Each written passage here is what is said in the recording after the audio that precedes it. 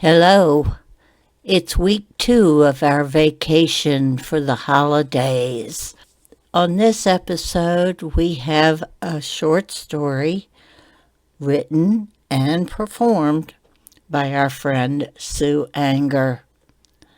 We thank her for submitting this story to us, and we hope you enjoy it. Disappear by Sue Angejr. Cedar City, Southern Utah, December 2008.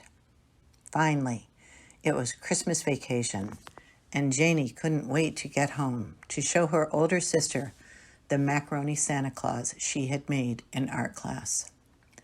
When the bus dropped off Janie and 3 of her siblings in their neighborhood, she raced through the snow and flew up the front steps into her house. Once she was inside, she cried, "Charity, Charity, we're home and we're out of school for 3 weeks." She removed her coat and her snowy boots and put them in the foyer. Although she was anxious to see her sister, Janie knew her father didn't allow his children to run in the house.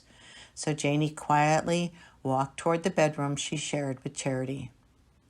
But her older sister wasn't in there. Janie checked the rest of the house before she entered the kitchen. "Where's Charity?" she asked her mother, who was preparing dinner. "Your sister left on a mission trip," her mother answered. Janie turned to stare at her mother in surprise. While it was not unusual for Janie's older brothers and sisters to go into the mission field and spread the Mormon religion, the trip was always talked about for months before departure. "Why didn't we have a party for her?" asked Janie. Her mother's back stiffened. "She said she did not want a party, and she'll be back in 18 months. "But she didn't say goodbye." Janie's voice rose in pitch as tears welled in her eyes. Her mother set her knife on the chopping board and knelt to Janie's height. "It's not for you to question God's work." The little girl's lip trembled, but she knew better than to backtalk to her mother or God. Her mother stood up. "Your father will tell you more about Charity at dinner tonight. Why don't you go to your room and pray for Charity before we sit down for dinner?" Janie was fighting her sadness, but she detected a brittle chill in her mother's tone. Once she was in her bedroom, Janie buried her face in her pillow to smother her cries. In Janie's large family, the older children were buddied up with a younger sibling. From the age of 10, Charity had cared for Janie as a mother. She had changed her diapers, fed her, and dressed her in the morning. As they grew up, the two of them often retreated to their room after they completed their chores and homework. 3 years before, when Janie turned 5, Charity had sewn a rag doll for Janie. After the birthday party, Charity said, "I thought we could call her Misty, like the horse in Misty of Shintotique." "Misty, Misty," Janie let out the S's from her mouth. "Misty likes to walk in the mist." Charity had scrunched up gauzy fabric and moved it around the dog like fog, settling on mountain peaks. They both broke into giggles. "She has a secret," Charity whispered. She pulled down the waistband of Misty's skirt and she opened a concealed flap along the abdomen's side seam. "You can hide your secrets in there, this little pocket right here." Janie pried open the slit in the abdomen now and felt inside. She pulled out a photo and a small note. "Dear Janie Bug, Mother and Father may say some things about me which are not true. Please know that I love you, and I will always love you. You are a smart, wonderful little girl, and you can make decisions for yourself. Your loving sister, Charity." Janie's head spun in confusion. This didn't sound like a mission trip. She studied the accompanying photo. It was a picture of her and Charity hugging each other on top of a precipice after they had hiked up a mountain. In Utah, Janie and her friends loved to hike up their many mountain ranges and canyons. Her father believed that the higher a person climbed, the closer they felt to God.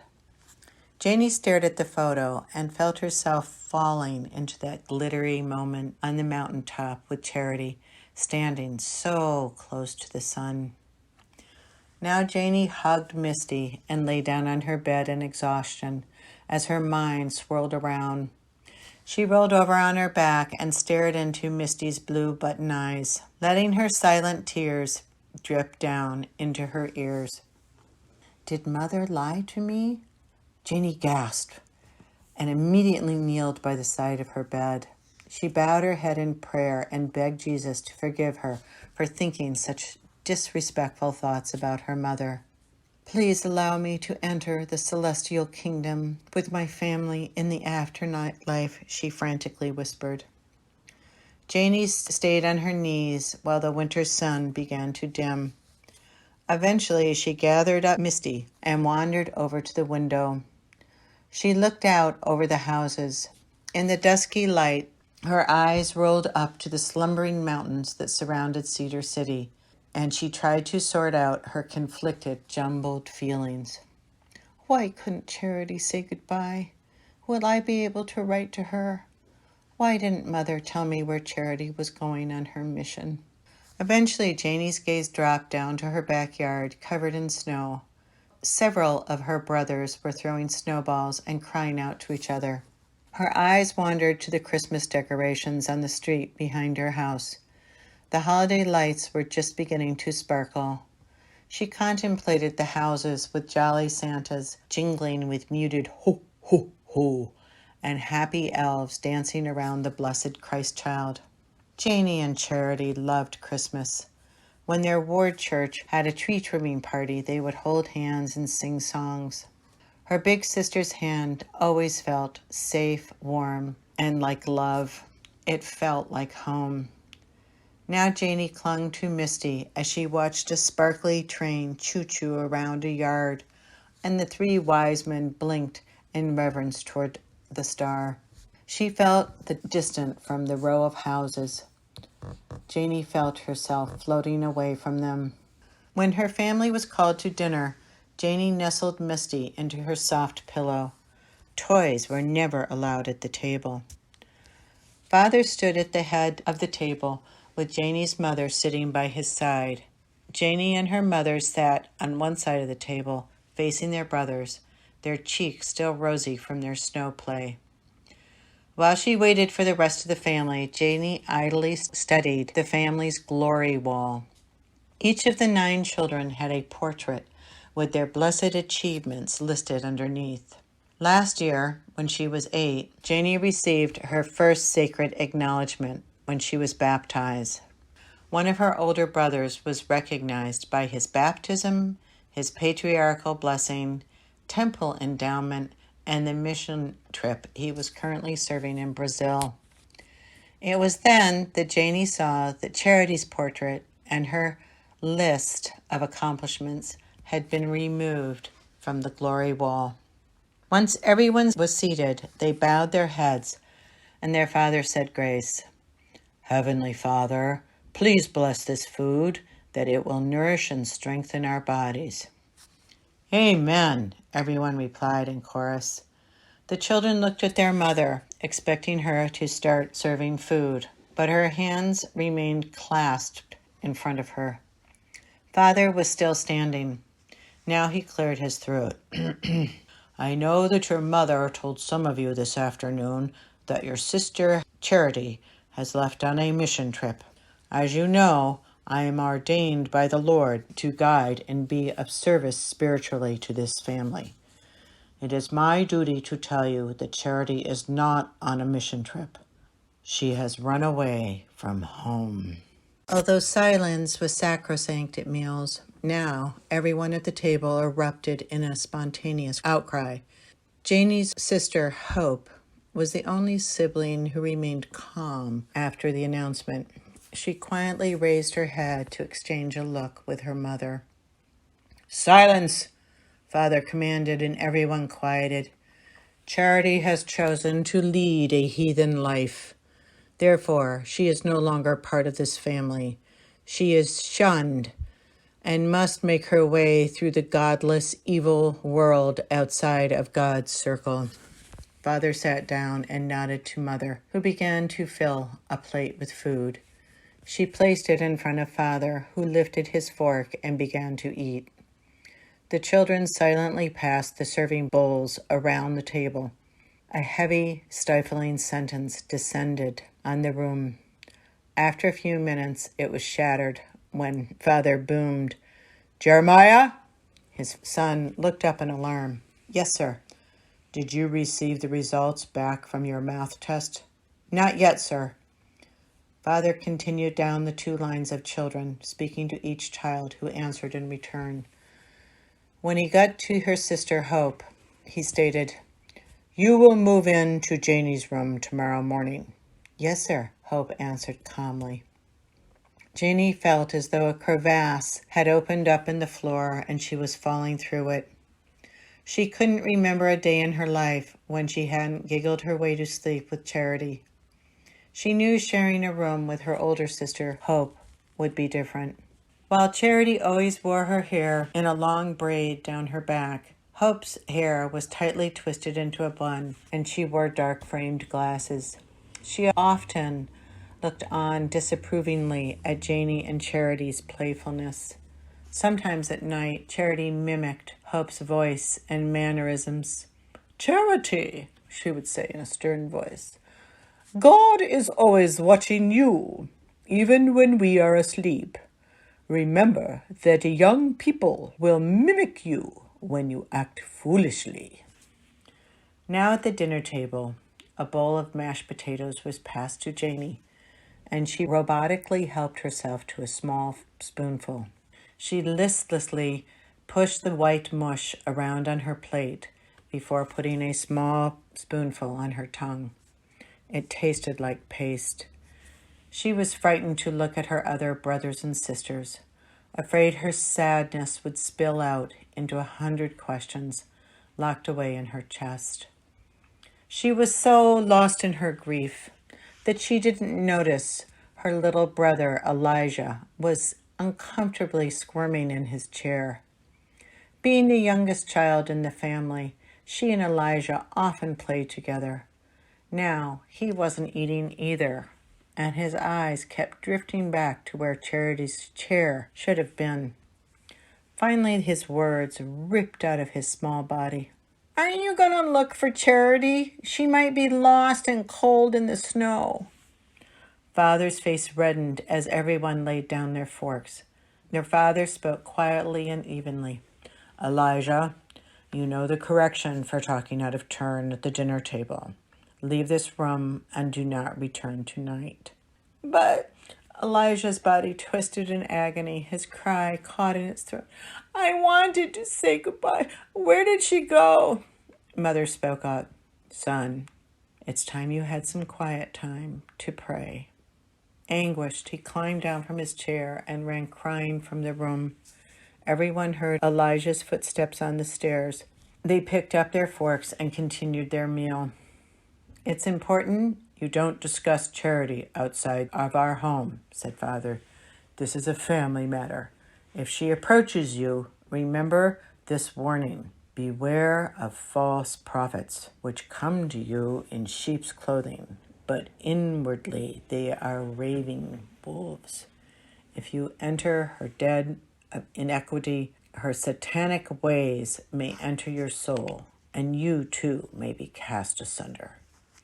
All the children's eyes widened in fear as they stared at Father. Janie could feel her tears building and squeezing her eyes shut to stop them from pouring out.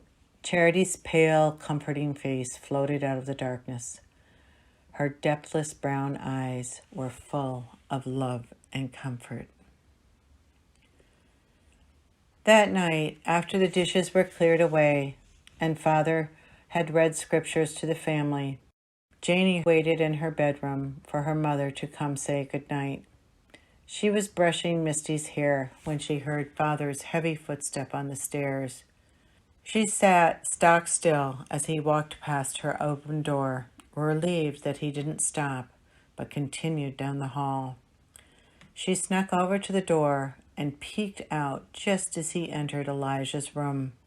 He closed the door behind him, but Janie could hear his rumbling voice talking to his youngest son. Then Janie heard her mother climbing up the stairs. She darted back into her room and jumped under the covers on her bed. Her mother walked in serenely and sat down on Janie's bed. From the bedroom down the hall, Janie could hear her father's voice becoming more animated.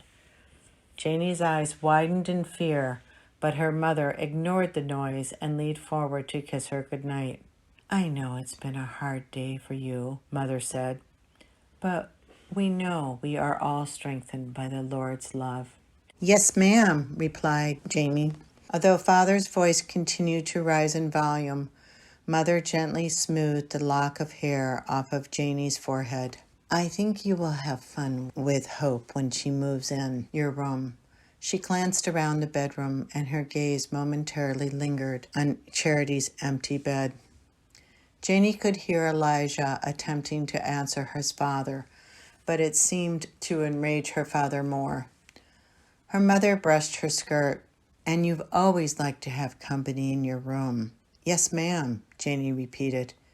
Just then, Elijah began to scream in begging protestation. Janie froze. She recognized the hard thump of the strap landing on Elijah's small body. There was an anguished peal of pain. Janie's mother shuddered slightly and closed her eyes. Under her breath, she whispered, "The husband shall covenant to his God, as the wife will covenant to him." She gritted her teeth. "I must obey." When she opened her eyes, she continued, "You have to understand, Janie, that your father and I are responsible for keeping you safe from evil." Janie wanted to reply, but the words stuck in her throat. She remained wide-eyed in fear and nodded. Her mother reached over to switch off the lamp before leaving the room. Janie clung to Misty and scanned the darkened room. Her fear paralyzed her. She wouldn't allow herself to close her eyes.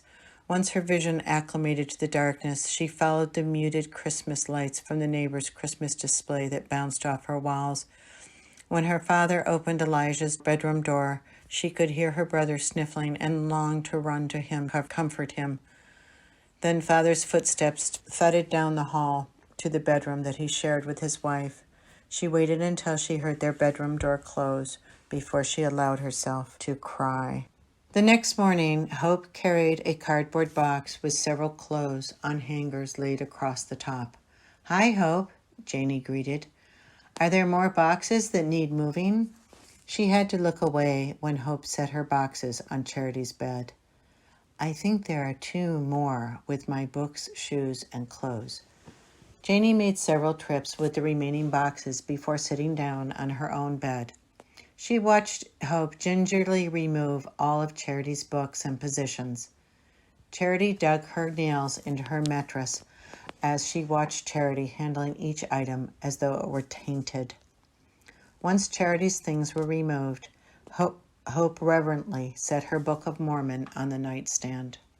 When she finished, Janie walked over to her and shyly handed her sister a lumpy package wrapped in newspaper with a ribbon tied around it. "What's this?" "I made you a gift," said Janie. Hope sat down on the bed. "Thank you, Janie," she replied as her fingers explored the misshapen present. "Whatever could it be?" Hope slowly removed the ribbon and slid her nail under the Scotch tape before gently removing the paper. The slow process was agonizing to Janie, who loved how Charity always joyfully ripped open a gift, eager and happy to see whatever was awaiting her. When the last piece of wrapping was removed, Hope pulled out a small, circular hoop ornament with knotted webbing and feathers fastened on the bottom. "It's a dream catcher!" Janie exclaimed. "We made them in art class. If you put it over your bed, the Indians believe it will catch your dreams." "That's really nice," replied Hope, shifting her weight on her bed. Janie beamed before adding, "I hope you enjoy it." "Oh, I do." But Hope's answer sounded perfunctory.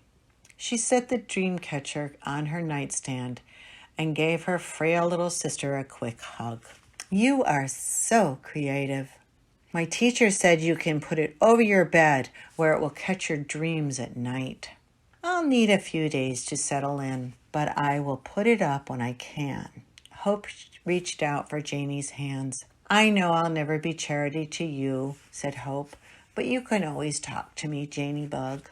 Janie's face froze and fought the sense of betrayal that now encompassed her. The term Janie Bug was the special secret name that Charity had always called her.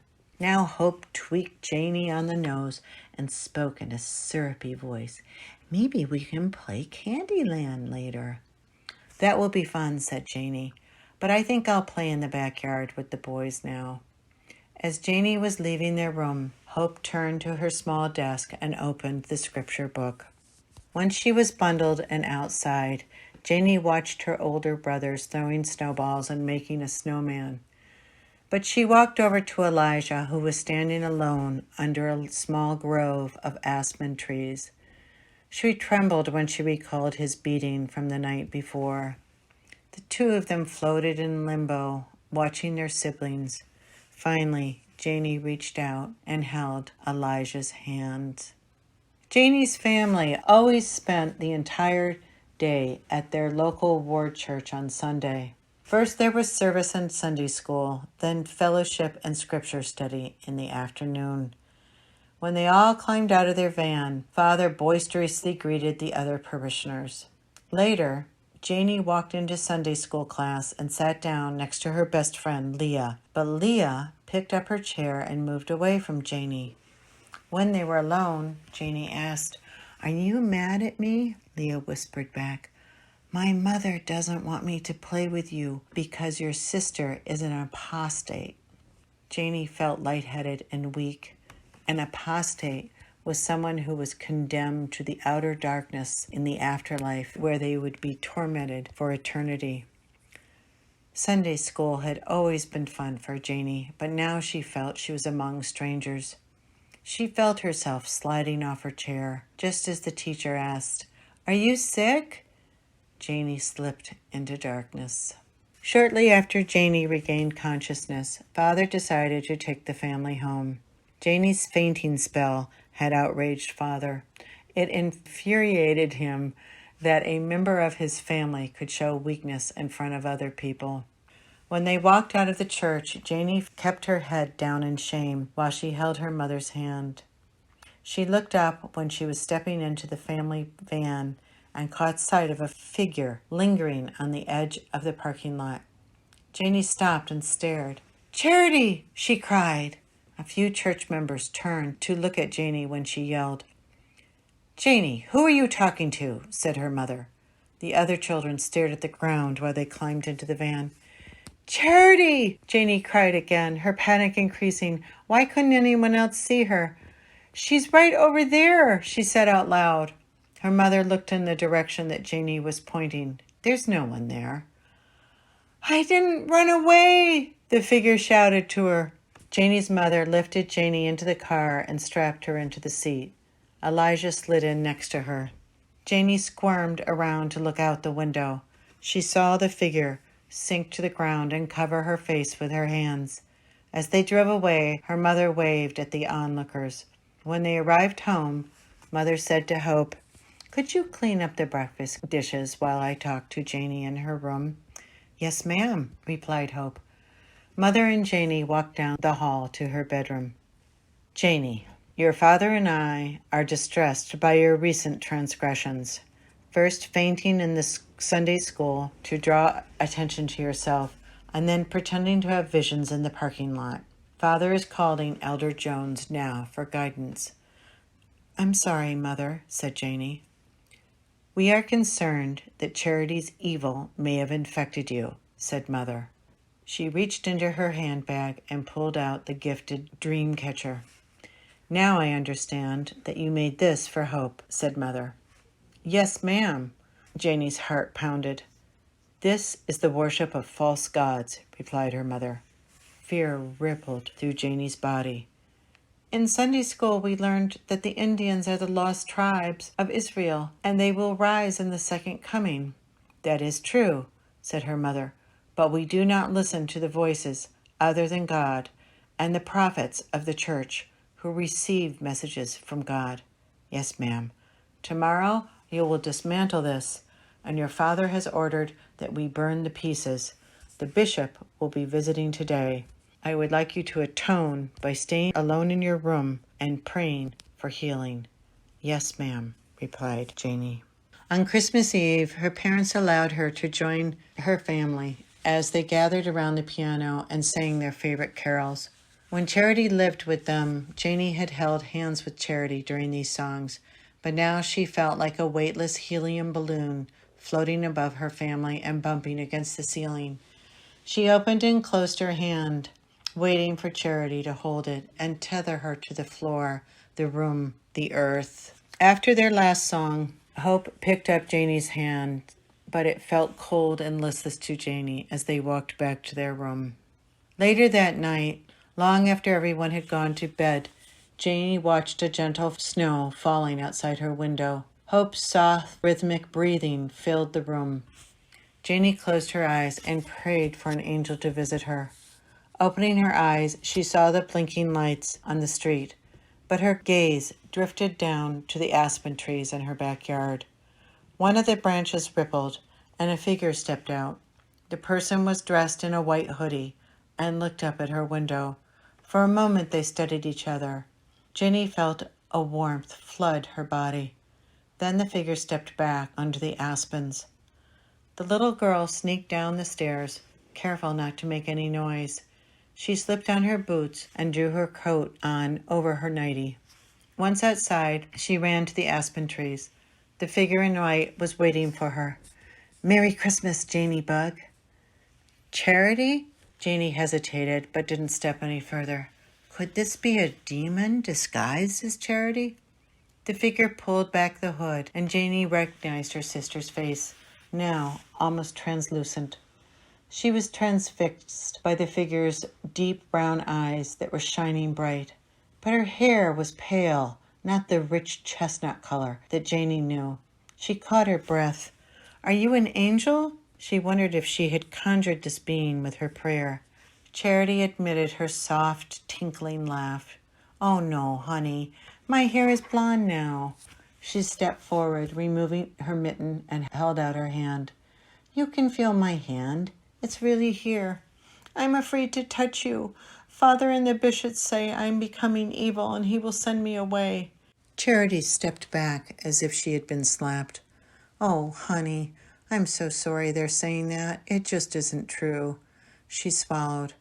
"Did you get my secret message that I put inside Misty?" Janie was startled. Only Charity knew about that note. "I'm scared that you might be a demon who looks like Charity," said Janie. But even though she said it, Janie hungered for her sister.